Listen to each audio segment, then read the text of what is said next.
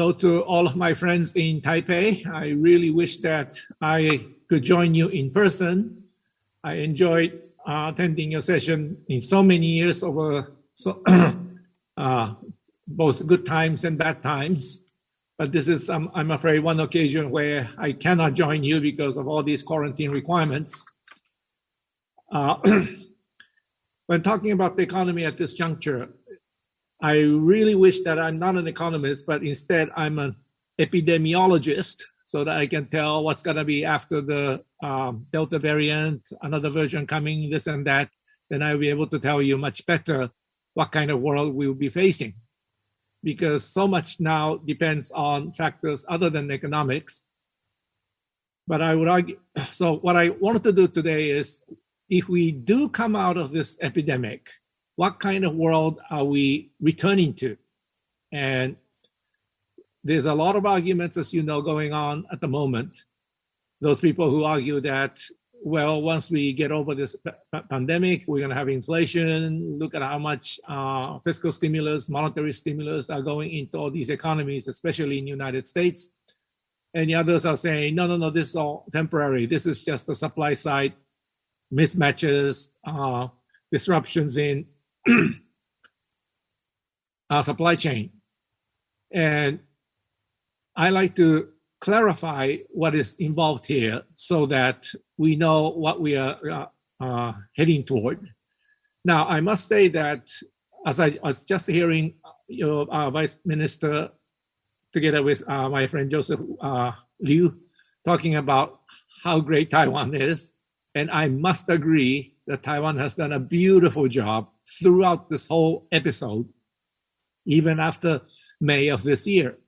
So what I'm going to tell you today will not necessarily apply to Taiwan. It applies to so many other advanced countries, Japan, United States, Europe, UK, and so forth.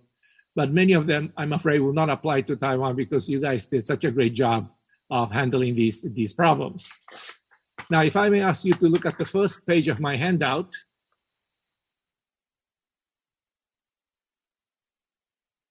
Yes.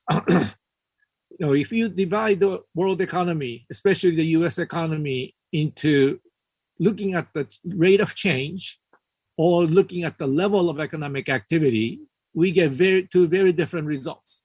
If you look at the rate of change, which I list on top of this chart, the CPI is going up by 5.4%, PPI going at 8.3%, second quarter GDP 6.6% growth. Biden got 1.9 trillion package already in place and more coming. And the Federal Reserve did 120 billion monthly QE purchases. Those are all indicating that inflation is here to stay. I mean, it's already very inflation at the very moment. And those of you in manufacturing industries, I'm sure you know that there's so many supply constraints, logistics, supply chain issues, labor issues, and prices are going up quite substantially. And my guess is that this is going to continue for a while, at least 6 months to a year. So for at least 6 months to a year, we're going to be hearing about these prices increasing in all parts of the global economy. But those are the rate of change. If you look at the level of economic activity, we see a slightly different picture. And those are listed at the bottom. If you look at the level of economic activity in the United States, for example, the total employed, how many people working, is still 5.3 million less than what we had in February 2020. Unemployment rate is only 5.2% instead of what we had in February 2020, which was 3.5%. And even with unemployment rate of 3.5% in February 2020, US economy did not have inflation.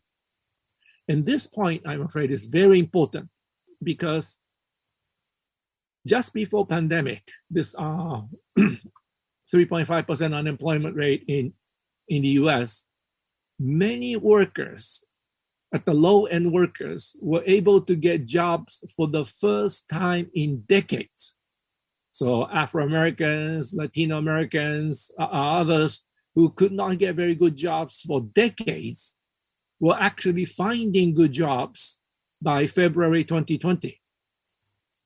Trump did not get 74 million votes for nothing. his economic policy actually worked very well. And a huge number of people at the low end of the society benefited from Trump's policy. They were able to get good jobs for the first time in decades. Now you put yourself in the position of President Trump. You, the Democrats, are supposed to be helping these people at the low end of the society.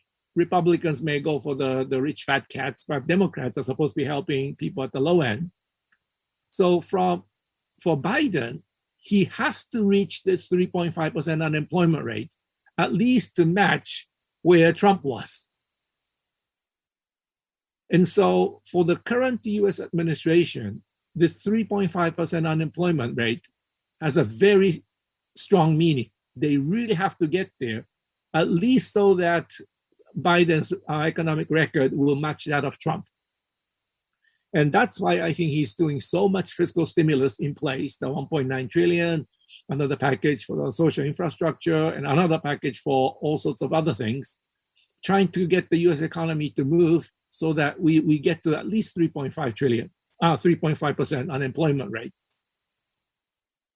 And the fact that there was no inflation at that point back in February of last year means that there's still plenty of capacity in the United States to get there.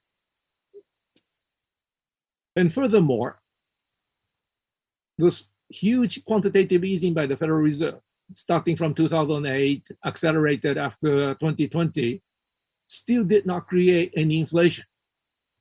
So if you look at the level of economic activity, there should be no inflation.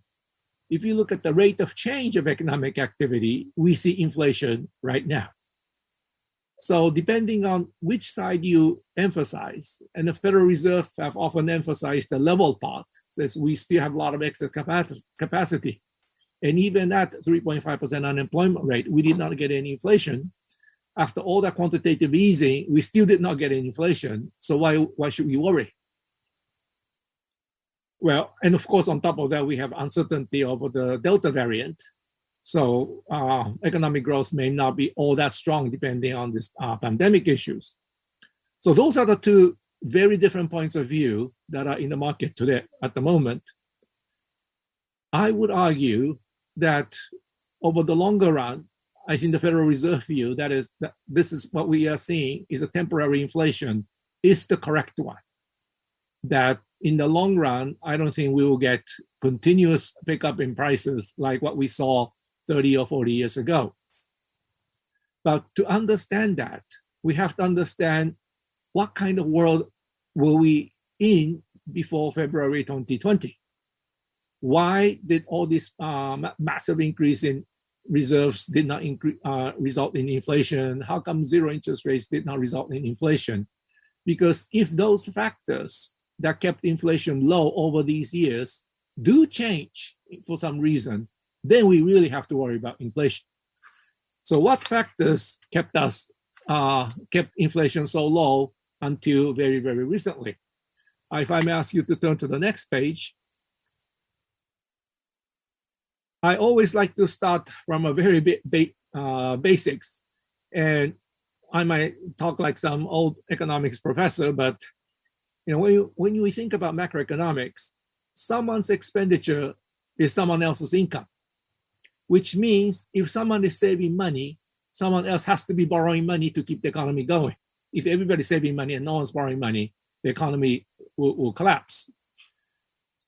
Viewed from that light, there's four possibilities in any economy. So if I may ask you to turn to the next page. Are there enough borrowers and are there enough lenders? If there's plenty of borrowers and plenty of lenders, that's case one. So both yes. If there's borrowers but not enough lenders, then that's case two. If there's plenty of lenders but no borrowers, that's case three.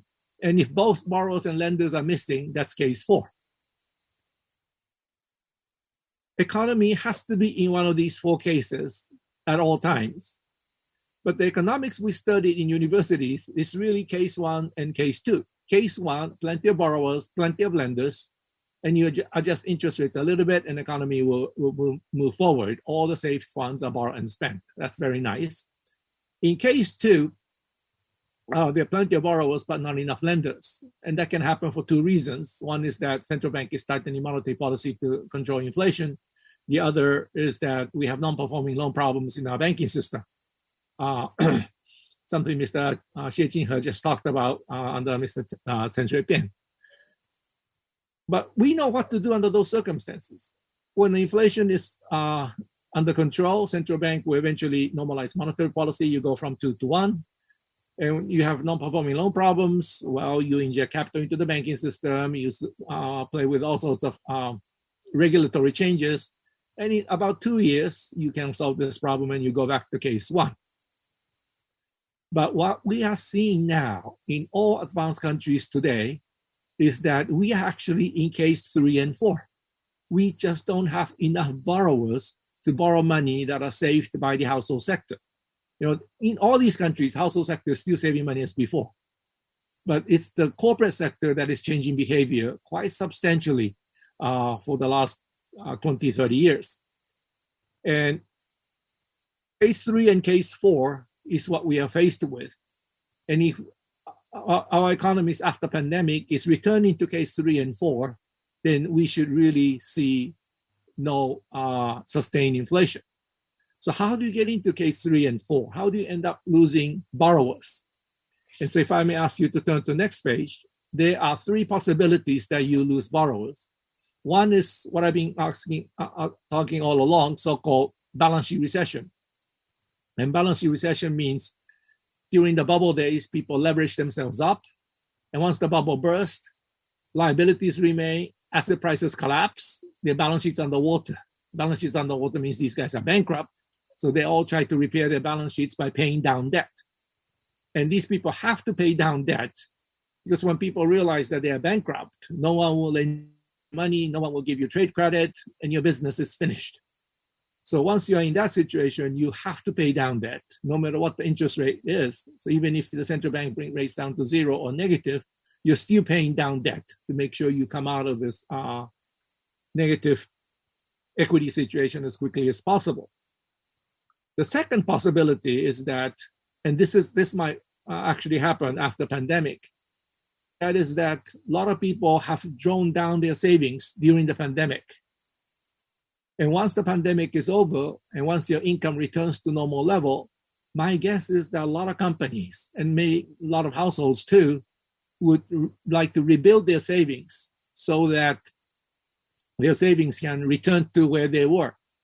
And in some cases, they might want to save even more if new variants of this virus is continuously evolving. So after Delta, maybe next one is Lambda, the next one is something else.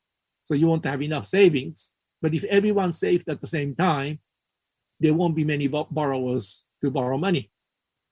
And the third reason is that today in so many advanced countries, it's so much cheaper to invest. For example, if you're American, instead of investing in Pennsylvania, it's cheaper to invest in Mexico because there's so many willing workers willing to work for younger age.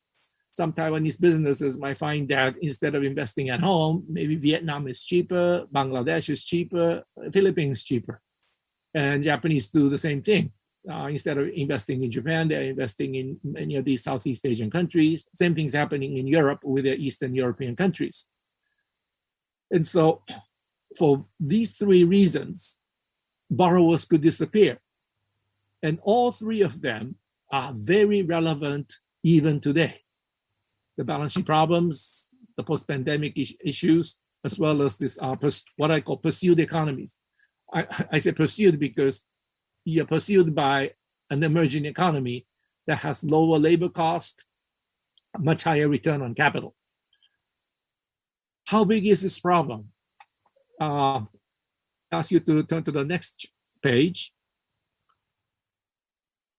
Sorry, it's the same graph that you people have been looking over all these years, but unfortunately the situation hasn't changed, so I have to use the same chart all over again.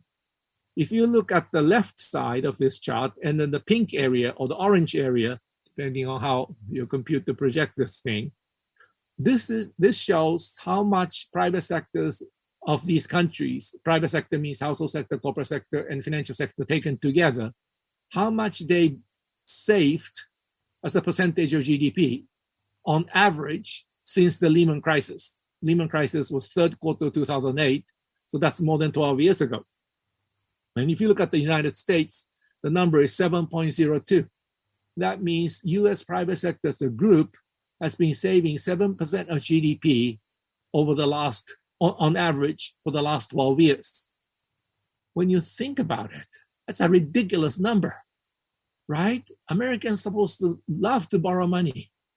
And we had zero interest rates basically throughout this whole period. And the Americans were saving 7% of GDP. They should be borrowing 7% of GDP, but they've been saving 7%. Then you look further down, Japan, 7.99%. So it's almost 8% of GDP with negative interest rates. If you go down further, Eurozone, nearly 5% of GDP, 4.97. We have Taiwan here, it's 12% of GDP, even bigger. But unfortunately, Taiwan numbers is actually quite slow. So only number from 2019 are available for Taiwan. But for the rest, numbers are pretty current. What this means is that in the advanced countries, the biggest problem has been the lack of borrowers. With zero interest rates, negative interest rates, they are not borrowing money, they're actually all saving money. And not just the small amounts, huge amounts, 7% in the United States, 8% in Japan, and 5% in the Eurozone. They should be borrowing, not saving. And why is that? Well, all these three factors that I mentioned to you are resulting in this situation. If I may start with Japan first. Yes, let me start with Japan first, because Japan is the one that experienced this ahead of everyone else. This shows what happened to Japan's GDP during the bubble and after the bubble. During the bubble, as you can see, Japanese real GDP, nominal GDP going up very sharply. After the bubble, GDP has been going very, very slowly. And if you look at what happened to Japan's commercial real estate, land prices went sky high, and then when came crashing down, fell to the level of 1973. And you can imagine how many Japanese balance sheets were destroyed in the process. So when so much borrowing went on, and then the asset prices fell down by 87%, millions of Japanese balance sheets were destroyed. But then that caused Japanese companies to do massive deleveraging, and that is shown in the next page. So please turn to the next page. This chart shows what the Japanese companies have been doing with their financial assets and financial liabilities. So if the blue bars you see go up further up, that means they're increasing their savings. If the orange bars goes further down, that means they're increasing borrowings. And during the period of the bubble, or even before the bubble, so 1980s, you can see that Japanese companies were borrowing lots of money. So this line with the circles shows the net number. They were borrowing on average 5.96% of GDP. And this is what you expect, right? Household sector saving money, corporate sector borrowing money, and Japanese companies were borrowing money. And then once the bubble burst in 1990, you can see that suddenly the behavior changed quickly. By 1995, 1996, orange bars are above zero. Orange bars above zero means they're paying down debt. And this is with Japanese interest rates at zero. This goes on for like 15 years. Every year, they are paying down debt to repair their balance sheets. By 2013 or so, finally their balance sheets are repaired. So they are beginning to borrow money. So orange bars come down below zero. But you see the blue bars still above zero. Above zero means, the net number is still above zero. Above zero means the corporate sector as a group is still not borrowing money. They're actually saving money. But in the national economy, if household sector is saving money, the corporate sector has to borrow money to keep the economy going. And so government had to be borrowing money to keep this economy going all these periods. So the reason Japanese economy has been so slow is little to do with this productivity issue, demographic issue, other issues. The key problem is this one. that corporate sector as a group, even at zero interest rates, are not borrowing money. Partly because of the balance sheet recession reasons, but also because now Japan finds that it's much more profitable to invest outside the country than inside the country. As a result, as I have at the bottom of this chart, Japanese corporate sector has been in financial surplus to the tune of 1.89%. Financial surplus means as a group, they were actually savers, not borrowers. And so for Japan, we really have to make companies borrow money again to get the economy to move. Because for the last 30 years, Japanese companies have not been borrowing money. They're actually saving money. And when in the macroeconomy, that's a very bad news. Now, if I may turn to the next page, this shows what happened to US households. And why are we looking at households? Because the US problem was, US bubble was in the housing sector. And this is a quarterly number, so it's kind of jumps around. But as you can see, it was the American households that went crazy during the bubble times, because household sector is supposed to be saving money, corporate sector is supposed to be borrowing money. But in the US case, US household sector was borrowing money because the line is often below zero.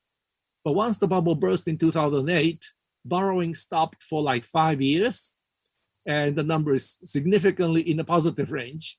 And it is still in a very significant positive range, even with zero interest rates. So I would argue that US household sector balance sheets are not fully fixed yet, or people are not that comfortable with their balance sheets, because at these very low interest rates, they should be borrowing money, not saving money. But the fact that they've been saving money means that they're still not comfortable with their balance sheets. Now, if I may ask to look at the next page.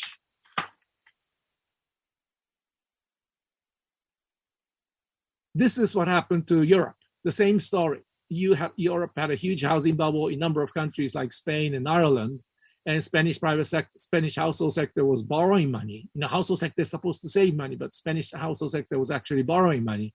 Once the bubble burst, bang, they changed their behavior very, very significantly. And even with zero and negative interest rates, they're still saving money. And so we still have the same problem in Europe. The next page, please, it's Ireland.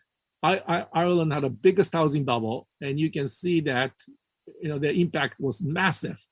They borrowed money massively during the bubble, and since the bubble burst, they stopped borrowing completely. So these are the problems we have.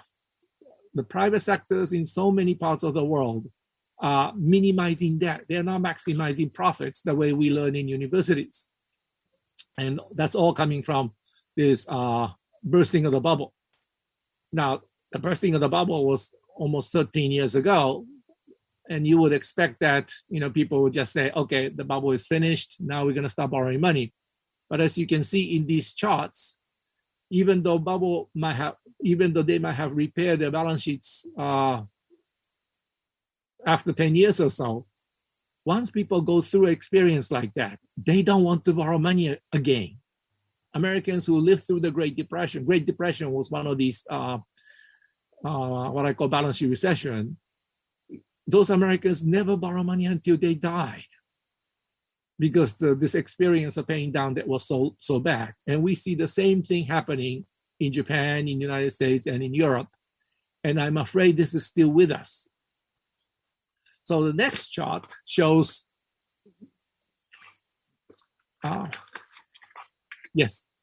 this chart shows what's been happening, what I mean by pursued economies. Sorry to go back to in a kind of long-winded way, but I think there are 3 stages to industrialization. The first stage is when all the workers are in the countryside. And when the people start moving into the cities to work in the factories, the wages remain very flat for a very long time. Oh, by the way, this is just labor supply and labor demand curves. And so at the beginning, labor supply curve is very flat. So from D to K is what I call Lewis turning point. During that period, wages very flat. And once you reach the Lewis turning point, then the wages start rising very rapidly. Japan passed Lewis turning point around 1965. Western Europe passed Lewis turning point around 1930s, and I think Taiwan passed Lewis turning point around 1980, and same for probably for Korea. Now, once you pass this Lewis turning point, when all the workers are fully absorbed into the cities, then wages start rising. Then companies have to borrow more because the wages are rising. You need to increase the productivity of the workers, but because the wages are rising, their purchasing power is also very strong. So your domestic demand is very strong. So you want to increase your capacity as well as your productivity. So you borrow lots of money, and that puts economy into what I call case one. That is to say, there's lots of borrowers out there. And then as people's income also increases, they also save money. So savings go up, borrowing goes up. And so everything is beautiful during this period. So what I call this area the golden era. And Taiwan, I think, enjoyed golden era until 2005 or so. Japan enjoyed it around 1995, United States until 1975. So what happened after 1975? Well, Japan started chasing the United States. And Taiwan started chasing Japan around 1995. And China started chasing all of us around 2005. So it's that kind of progression. But all the advanced countries today, we are reaching a point where it's so much cheaper to invest outside than inside. As a result, so when the wage level reach what I call Q in this chart, at the very top, companies stop investing at home by saying, well, why we invest at home when it's so much more profitable to invest in Vietnam or Laos or Bangladesh? And I'm afraid all the advanced countries are in what I call the pursuit phase, this last part, where wages kind of remain flat. It's not increasing. Imports are coming in massively because companies are not producing abroad and bringing things back in. They are not borrowing money because if you're not investing at home, you don't want to borrow. Or if you're investing in Vietnam, you need the Vietnamese currency, not your home currency. So the borrowings drops. And once the borrowing drops, I'm afraid monetary policy stops working very well. Just to see how this showed up in the United States, if I may ask you to turn to the next page. This is the US corporate sector. And this is US corporate sector starting with 1971. From 1971 to 1990, that 20 years, you can see that US companies are still borrowing money. And so the net number is below zero. They've been borrowing something like 3.4% of GDP. But in the last 30 years, you can see that the net number is almost around zero. And that's because Japanese start chasing the Americans, and Americans realize that they cannot compete with the Japanese. They stop investing at home. They're investing in Mexico and other places, but not at home. And that trend, I'm afraid, continues to this day. As a result, they're only investing 0.4% of GDP on average for the last 30 years. So US corporate sector really disappeared as a borrower. But if the household sector is still saving money and the corporate sector is not borrowing money, the economy will not be growing very rapidly. Just to see the contrast, please turn to next page. Next page is Taiwan. Taiwan does not have a quarterly number, so this is a yearly number, and it's a little bit outdated. But if you look at the Taiwan situation, I was a little bit worried around 2013, 2014, 2015, when Taiwanese companies were not borrowing money either. But 2016 onwards, and all these demand for semiconductor, other electronic products, I think Taiwan companies are investing quite substantially, and that's the reason why Taiwan is doing so much better than other countries. So Taiwan is not in this category that I described at the moment, because you see companies borrowing money, investing a lot, and that's a very positive thing, positive development. Maybe it's has something to do with the semiconductor cycle, but Taiwan in this area is an exception. Most other advanced countries, you don't see corporate sector borrowing money. not in Japan, not in the United States, and not in Europe. As a result of this, if I may ask you to turn to the next page, we use monetary policy as the tool of economic control. These three charts, I've been using this all these years, so sorry to bore you with you again, shows monetary base, money supply, and credit. And the economics we study in universities, we were taught that all three lines are supposed to move together. So central bank increased monetary base by 10%, money supply, credit increasing by 10%. And that world did exist until the Lehman crisis in the United States as well, 2008. But once Lehman crisis happened, the Federal Reserve increased monetary base in quantitative easing 1, QE1, QE2, QE3 in a massive fashion. But look at the green line, the credit line. Credit line actually shrunk. And it's going up only very, very slowly. So after 13 years, US credit only grew by 50%. During the pandemic, at the beginning of the pandemic, there was a little bit of pickup. But after that, as you can see, it came down again. Even with zero interest rates, Americans are not borrowing money, as you can see here.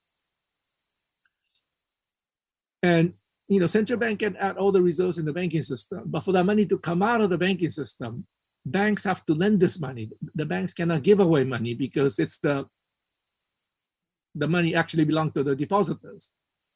And if the banks can only lend so much, only 50% increase in 12 years or 13 years, that's only about 3.3% increase per year. That's not enough to increase inflation.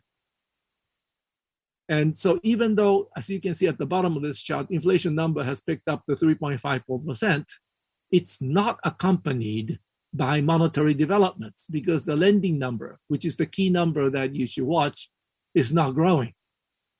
So this is one reason why I believe that what we are seeing is a supply-driven factors, not a monetary-driven factors or demand-driven factors.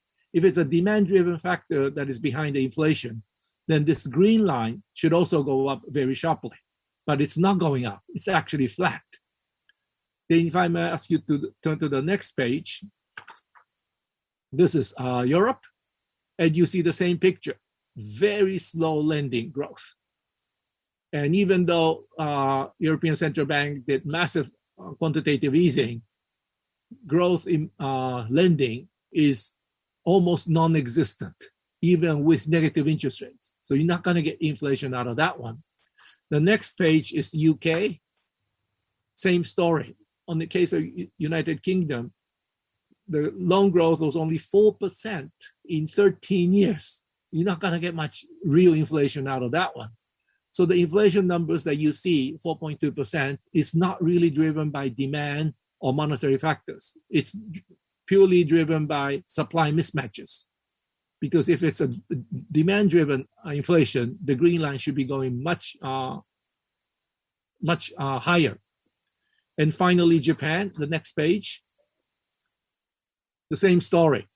Huge increase in monetary base, very little increase in lending.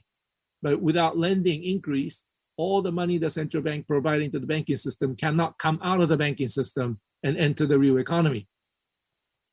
And so these are the key reasons why I believe what we are seeing, this inflation we are seeing, is coming from supply mismatches, not from real demand-driven monetary phenomena. Now, next page shows what's happening in Taiwan. This is the number for Taiwan. Now, Taiwan, because companies are still borrowing money, the three lines are moving more or less together.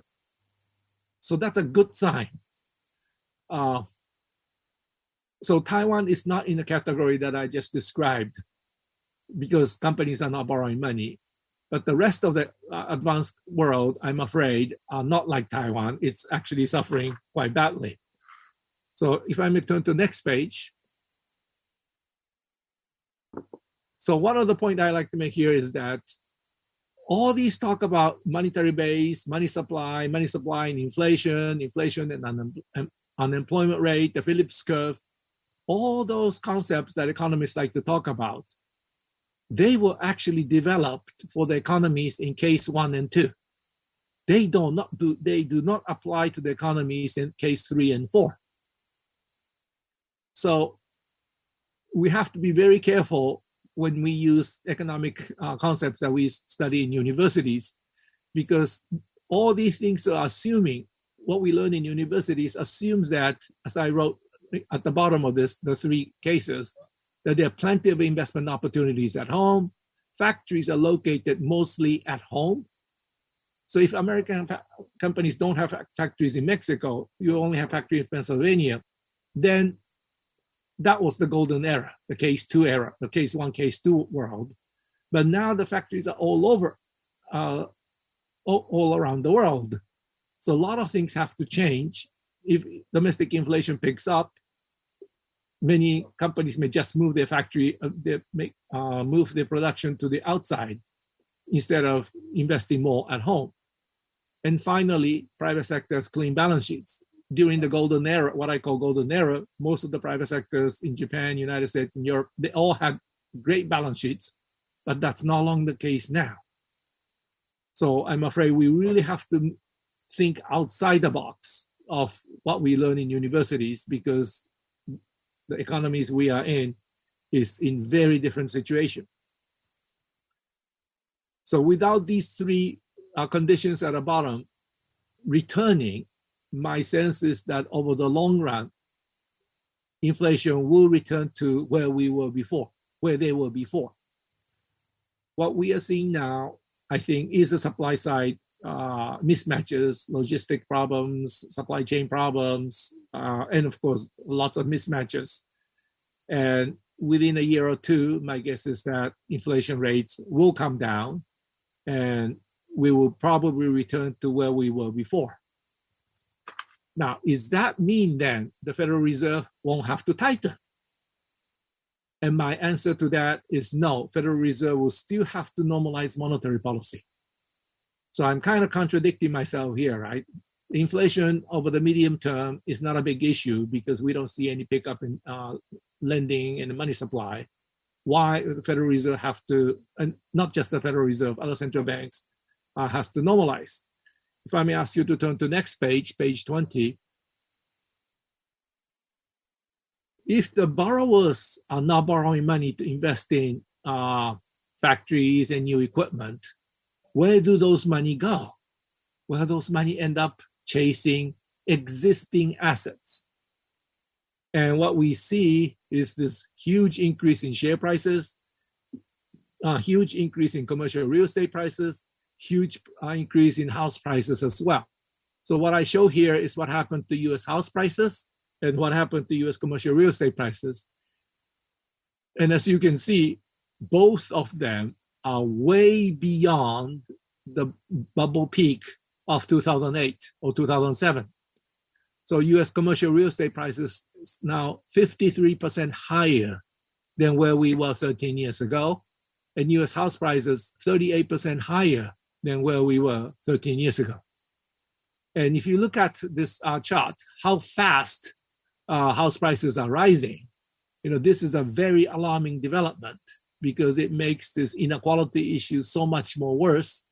Many college graduates in the United States are saying, why work so hard? We can never buy our houses anyway because house prices are going up so much. To President Biden, who pledged to fix this problem of inequality in the United States, this is a very bad development.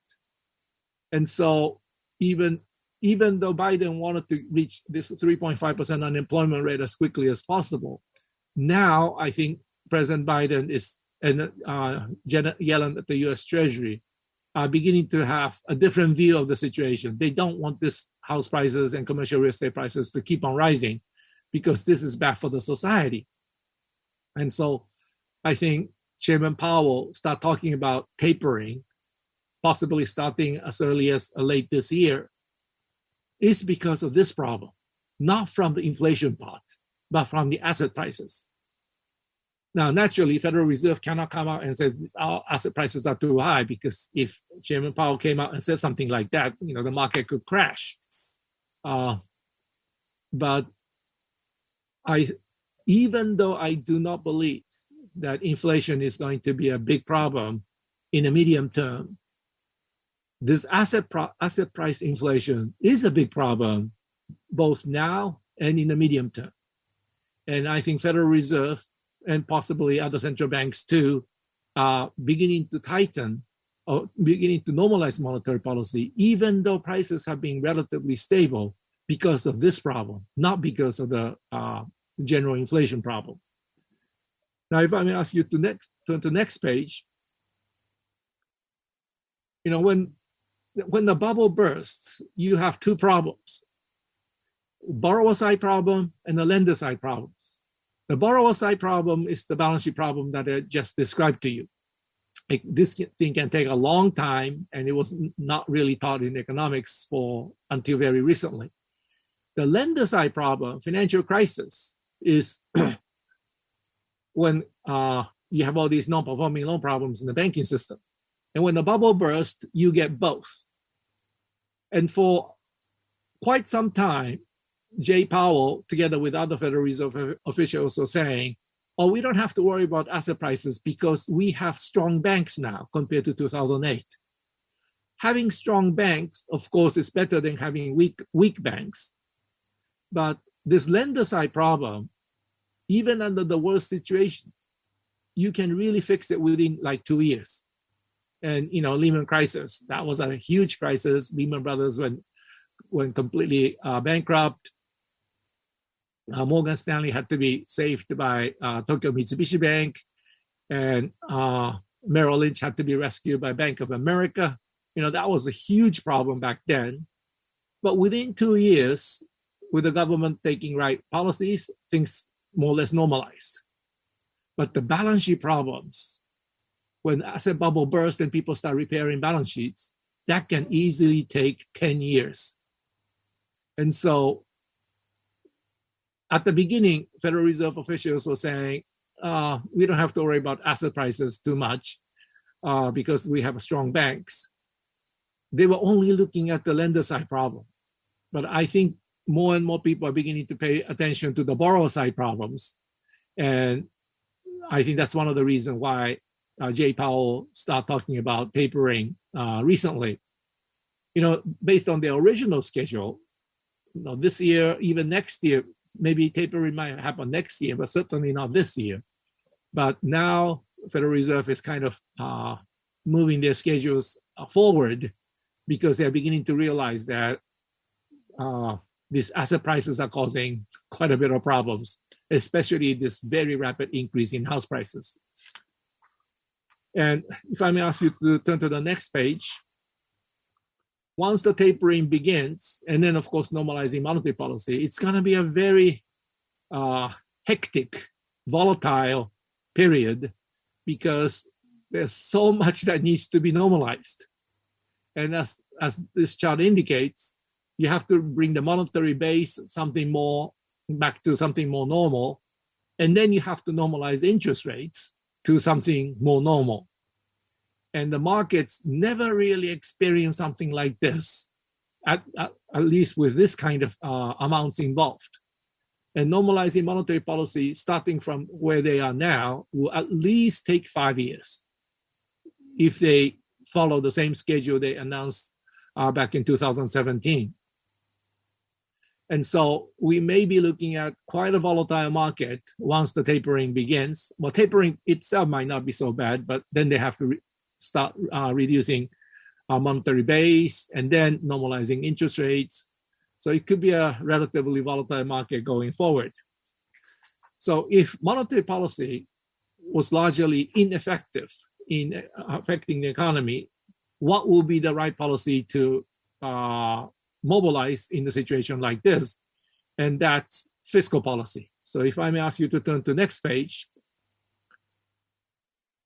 When private sector borrowers disappear, interest rates come down to these very low levels. US bond yields, Japanese bond yields, they're next to zero. Now, here, Taiwan is also coming to very low levels. But as you know, Taiwan's budget issues are nowhere near like the Americans or the Japanese because Taiwan handled this pandemic so well. But in Japan, United States, Europe, they have to put in huge sum of money, huge budget deficit, but still bond yields came down to these very low levels. Why? That's because private sector was not borrowing money, as I indicated to you at the beginning. If private sectors were borrowing money and the government had to do that massive fiscal stimulus, then interest rates could have gone sky high. But because private sector was not borrowing money to begin with, actually repairing balance sheets in many cases, government doing this massive fiscal stimulus, interest rates still remain at these very low levels. And these low levels means that government can borrow this money at very low levels. If they use the money wisely, the project may be self-financing. If interest rates are so low, if you find a public works project that earns that rate of return, then those projects, even though they may increase the public debt, it will not be a burden on future taxpayers because they are self-financing. So that's where the policy should be. And more fiscal policy, more fiscal stimulus, the better, especially if they are earmarked for good policy, good projects. And I'm glad to know that Taiwan has been using fiscal policy quite effectively to keep the economy going, especially in view of this very low interest rates that Taiwan is enjoying now. When the interest rates are low, basically the bond market is telling the government that this is the time to use your fiscal policy. And as you saw earlier, Taiwan private sector is still saving a lot of money. And so government should be out there borrowing and using these funds for all the needed future infrastructure. And the Vice Premier talked about wind power, solar power, pumped water up, and then using that water to generate electricity. All of these public works projects should be done now when interest rates are so low. So next page is basically how effectiveness of fiscal and monetary policy changes over time. During the urbanizing era, fiscal policy is important because you need the infrastructure for private sector investments to come in. Monetary policy is not that important because wages are so depressed and usually people worry about deflation. In the golden era, it's reversed. Monetary policy becomes extremely important because there's so much borrowing going on from the private sector. You don't want the fiscal policy because you don't want government to crowd out private sector investments. But in the pursued era that we are in now, monetary policy loses its effectiveness because private sector is not borrowing money, and it loses even more effectiveness if the private sector is repairing balance sheets. But fiscal policy is just the opposite. Fiscal policy will be very effective in pursued era, and especially when private sector is minimizing debt, then fiscal policy is even more effective than usual. So I think Taiwan is doing the right things, mobilizing fiscal policies, and I wish more other countries like Japan, Europe will do more fiscal stimulus instead of relying on monetary policy. Now, if I may shift away from, so that's what I believe in terms of monetary policy, fiscal policies going forward. Biden fully understands that, putting in a lot of fiscal policy, and Jay Powell at the Federal Reserve realizing that monetary policy is just adding to bubbles instead of really helping the economy, is moving closer to tapering, and probably tapering will happen later this year. And they might start moving toward a more normal monetary policy because they still have a long ways to go. It's going to take about 5 years. And so they better start earlier than later in case something happens during this 5 years that you need monetary policy to be effective. So let me switch my topic here to the last topic, but I'm kind of running out of time. If I may turn to the next page, page 25. When U.S.-China trade war started 2018, it started just like the U.S.-Japan trade friction 30 years earlier. And as I might told you last time, I was actually involved in the U.S.-Japan trade friction because the U.S. Embassy in Japan, Tokyo, asked me to represent the U.S. position in Japanese television talks on this US-Japan trade. At that time, Japan was, as you can see on this chart, 65% of US trade deficit. One country, Japan, was accounted for 65% of US trade. And at that time, Taiwan was 14.7% of US trade deficit. It was a pretty substantial amount. So there was a lot of very ugly trade friction between Japan and the United States. I was in the middle of it, and it was not a very pleasant experience at all. So at that time, United States asked Japan to do this and this and that, and that's listed up on the next page. So next page, please. So price mechanism is messed up. The distribution logistics are hampering imports. Savings and investment balance is not right. Land usage, Japan was using land very inefficiently. Keiretsu system, Japanese only buying from other Japanese companies, and exclusive business practices. You don't get intellectual property rights protected in Japan. All of those things that you hear in the US-China relations, of course, were actually repeated 30 years ago. Why is this Japanese experience important? It's important because Deng Xiaoping was looking at this every day from the Chinese side. Because Deng Xiaoping opened the Chinese market to the world in 1978. By 1978, US-Japan trade was going on very, very fiercely.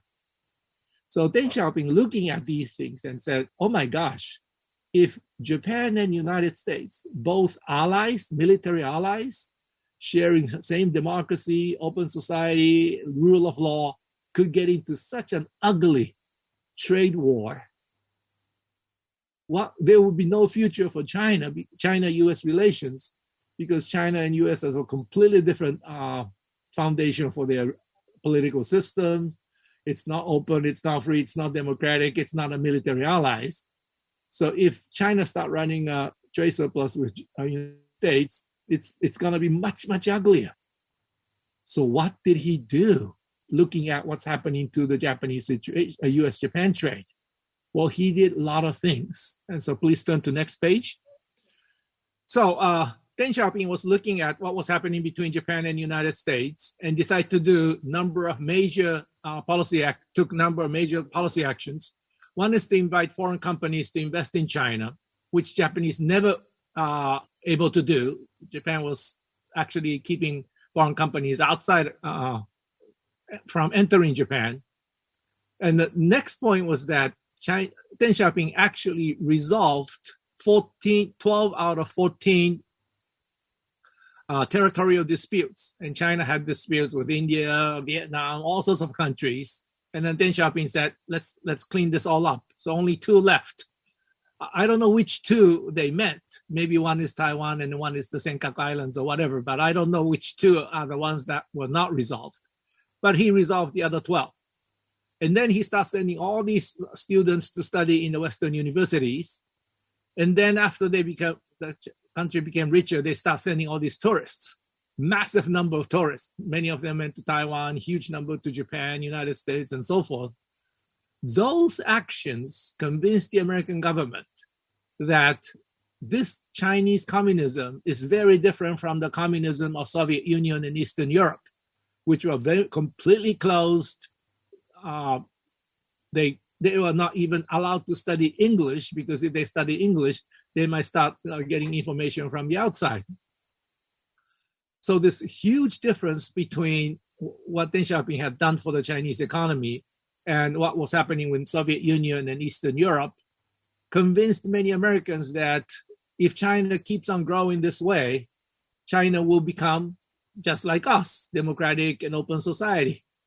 And that allowed China to join WTO. And once China joined WTO, we all know what happened. The Chinese economy just skyrocketed and became the second largest economy in the world, all on the assumption that China will become more like us, free and open. And then Mr. Xi Jinping came along. And as we all know, and as Mr. Xie Jinhe spoke earlier, Chinese start moving in a completely opposite direction. There were 300 million surveillance cameras all over the country. They can stop your salaries, they can stop your pension payment and block your bank accounts, all just like that. This is completely different from what Americans were expecting. And of course, China start having territorial disputes with all sorts of countries. So that is where the problem started, in that there are a lot of Americans who wanted China to succeed and were helping China in so many ways, including the PLO, the People's Liberation Army. But now they're saying, oh my gosh, China is heading in a completely different direction. We really have to adjust our policies very rapidly before it's too late. So, there are a lot of historians out there who are saying United States never like number two to come too close to number one. It's not that kind of issue at all. It's the issue of disappointment, issue of betrayal, that Americans, well, maybe Chinese will say, oh, we never promised you a rose garden anyways. It's your own problem. But at least Americans believe that China is going this way. And when it starts going the other way, they had to adjust their policies massively. So that's the political part, which is something that we never had to face when our US-Japan trade relationships were on. Trade friction was on. And all the things that Deng Xiaoping worried that will happen between China and United States are now happening. So that shows how much Deng Xiaoping could see the future and how much the current leadership in China is not utilizing the wisdom that Deng Xiaoping had back in 1978, 1980. Now, if I may turn to the next page, if I may go back to another very fundamental issues, how do you get economic growth? I mean, Taiwan got a fantastic economic growth going, but how do we get economic growth? And many economists will say the demographics, the productivity, and this and that. I would like to put it in a very simple way. To have an economic growth, we have to have someone spending more than he's earning, right? If everyone is spending as much as he's earning, everything will be very stable, but the economy will not grow. For the economy to grow, someone has to be spending more than he's earning. How does a person spend more than he's earning? Through borrowing, right? Borrowing, you can spend more than you are earning. Now, under what circumstances people will actually borrow or overstretch to spend more money? Well, if it's a business, if they find something very attractive to make money, then of course they will be willing to borrow money as long as the project earns more than the interest cost of your borrowing. For consumers, if they find something so fantastic and everybody around you have it, you have to have it too. So you're willing to use your credit card, you use your whatever, pawn shops or whatever, to make sure that you have it. Those are the two reasons for people to overstretch, as a consumer and as a business. And then if I may go to the next page, if you're a business, there are really two ways to run a business, in my view. The strategy A is you come up with a new product. Strategy B is when you make the current product cheaper. If you think in these terms, strategy A, develop new products. What do you need? Well, you need intellectual property protection. You need a very resilient financial sector, because developing new product requires a lot of risk. So it's a high risk, low return kind of situation. And it's mostly for advanced countries. Because in the emerging economies, you can pursue strategy B. If your labor cost is cheaper than Americans or the Japanese, that you already have a very big advantage. It's a low risk, high return. Japan started doing that back in 1950s against the Americans. Taiwanese started doing that against Japanese and Americans in about 1970s and onwards, export processing zone and all of that. China, of course, started doing that as well. So emerging economies mostly start with strategy B. Take whatever that was invented outside, make it better and cheaper, and then you export your way out. And why is the export very important here? Export is important because by exporting, you ask people on the exporting country to do the overstretching. And so if I may ask you to turn to the next page, for economic growth, there are really two track that was tried. Only one of them worked, but there were actually two tracks.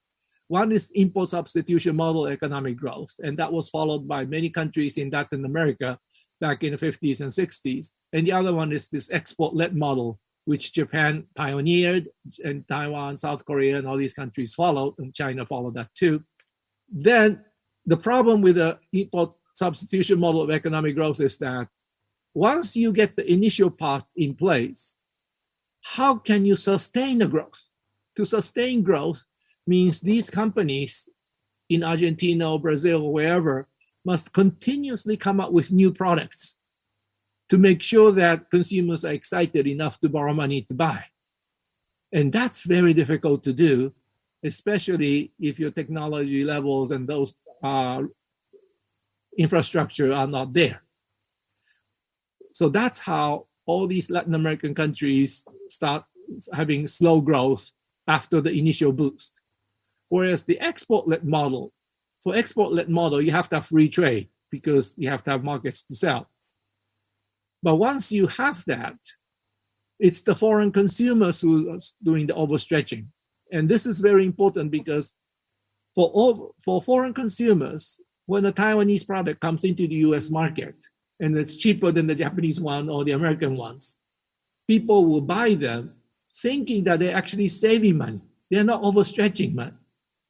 They're saving money, so they have very low resistance. They keep on buying a lot of it, so you can expand your business investments very, very quickly. And as long as you can keep on making products that are cheaper than someone else, economy can grow continuously. Because the other side, who is doing the overstretching, the foreign importers, do not think they are overstretching. They think they're actually saving money. That's the key difference between export-led model and import substitution model. When Xi Jinping started talking about decoupling, what does that mean? Decoupling from the Western markets, no longer relying on the US market or Japanese market or Western European market, means you're actually moving toward the import substitution model of economic growth, which is a lot harder. Because what that means is that Chinese companies have to continuously coming up with new, interesting, exciting products. And if they are capable of doing that, then of course the economy will continue to grow nicely. But if they are not capable of doing, or even if some companies are capable, if many other companies are not capable to feed 1.4 billion people, then the whole economy, I'm afraid, will start slowing down. And this is what decoupling entails. Furthermore, if I may ask you to turn to the next page, the Western market is 57% of the world GDP. Per capita GDP for this 57% is over $50,000. The non-West is only 25% of GDP. That's Russia and Africa and so forth. And the per capita GDP is only 11,000. So if you decouple from the West and concentrate on the non-West and China itself, you'll be facing so many more poorer customers because the rich ones are all gone. And you have to continuously come up with the new products to keep the growth going. Now, I'm sure some Chinese companies are very good at coming up with new products. The Chinese have proven to be a very innovative people over the last 5,000 years. But are there going to be enough of them to feed 1.4 billion people? And as President Xi Jinping has mentioned at the beginning, there are all sorts of now controls on private sector enterprises, which makes it even less attractive for people to really put in a new effort to come up with new products. Because after you develop a new product and a Communist Party says, okay, we take most of your profit away, then what was the point of putting all that effort?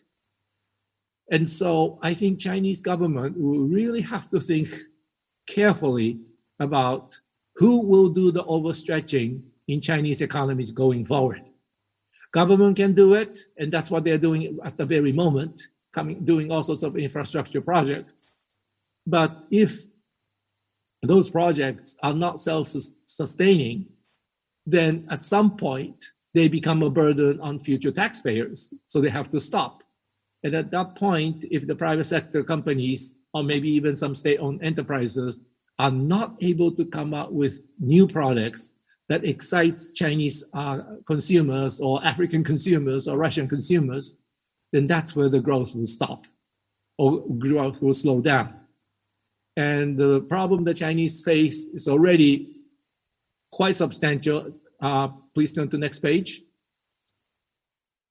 This is the population picture for Japan and China. And Japan's working age population peaked in 1993. China's working age population peaked in 2011. And it's now said that China's total population will start shrinking possibly as early as next year. When total population starts shrinking, and that happened in Japan about 10 years ago, then the economy really could slow down. And if China is already entering that phase, and the fact that China is facing what we call a middle income trap, which is the next page, please. Per capita GDP of 10,000 is what we call middle income trap. To come out of middle income trap, you really need to do a lot of work, because there are only very few countries that manage to come out of middle income trap, except those in the Western Europe and United States. Only Japan, Taiwan, South Korea, those countries managed to come out of the middle income trap. China is right in the middle of it. A lot of factories will be happy to move out of China to cheaper places in Vietnam and Bangladesh. And then China is faced with a huge population issues. On top of that, if they are losing this key overstretcher, the people who actually did the overstretching for the Chinese economy, who are the foreign importers of Chinese products, then Mr. Xi Jinping's goal of reaching 20,000 US dollar per capita GDP may not be possible.